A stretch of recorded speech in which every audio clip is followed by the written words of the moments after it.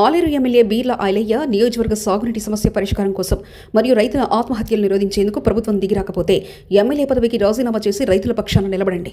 మళ్లీ మిమ్మల్ని గెలిపించుకుంటాం. రైతుల ఆత్మహత్యల కంటే ఎమ్మెల్యే పదవి గొప్పదా? రైతుల ఆత్మహత్యలు ఆపండి. వెంటనే రాజపేట మండలానికి సాగునీరివ్వాలని రైతుల డిమాండ్. లేకపోతే చెట్టు కట్టేసి కొట్టండి అంటే మేమందరం కూడా ఆశతోటి పంటలు వేసుకున్నాము.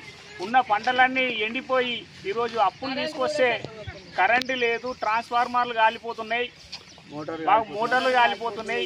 ఈరోజు అప్పులు తీసుకొచ్చి మేము పంటలు వేస్తే మొత్తం ఎండిపోతున్నాయి. కనీసం బీర్లయ్య గారు ఎండిపోయిన రైతు దగ్గరకు వచ్చి నష్టపరిహారం ఇస్తా అని కానీ లేకపోతే ఓదార్చుడు కానీ ఒక రైతును ఓదార్చిన దాఖలాలు లేవు. మరి ఈరోజు రైతాంగాన్ని ఏం చేద్దాం అనుకుంటారు బీర్లయ్య గారు?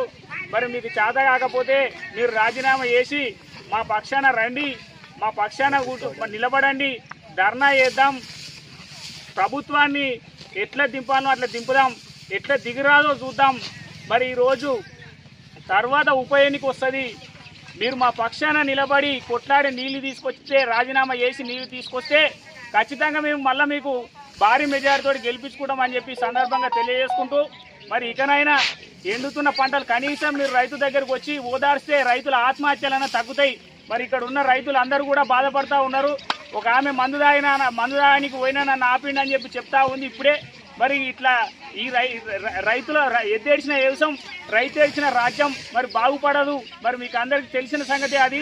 మరి ఇకనైనా మీరు ఈ ఏదైతే ఈ 15 ప్యాకేజ్ గ్రావిటీ కెనాల్ ద్వారా మనకు వచ్చేది కాలువ ఏదైతే ఉందో అది 9 కిలోమీటర్లు పూర్తి చేయాల్సిన బాధ్యత మీపై ఉంది.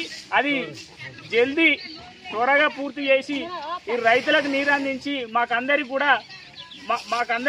నీళ్ళు అందించి మా ఆత్మహత్యల్ని మీరు ఆపాలని చెప్పి సందర్భంగా మేము తెలియజేస్తా ఉన్నా. రైతుల ఆత్మహత్యల కంటే నీ పదవి పెద్దదా? నీ పదవి గొప్పనా? మరి నీళ్ళు చేస్తావా, రాజీనామా చేస్తావా, లేకపోతే మా ఆత్మహత్యలు చూస్తావా?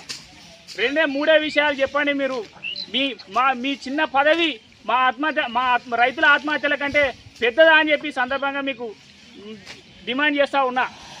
మీకు చేతనైతే తేండి, లేదు మీ ప్రభుత్వం మీ మాట వినకపోతే రాజీనామా చేసి మా దగ్గరికి రండి అని చెప్పి సందర్భంగా మీకు డిమాండ్ చేస్తూ, ఇకనైనా రైతుల బాధల్ని రైతుల గోడుని విని బీర్లయ్య గారు దిగి రావాలి, ఇరిగేషన్ మంత్రి గారు దిగి రావాలి అని చెప్పి సందర్భంగా కోరుకుంటా ఉన్నా.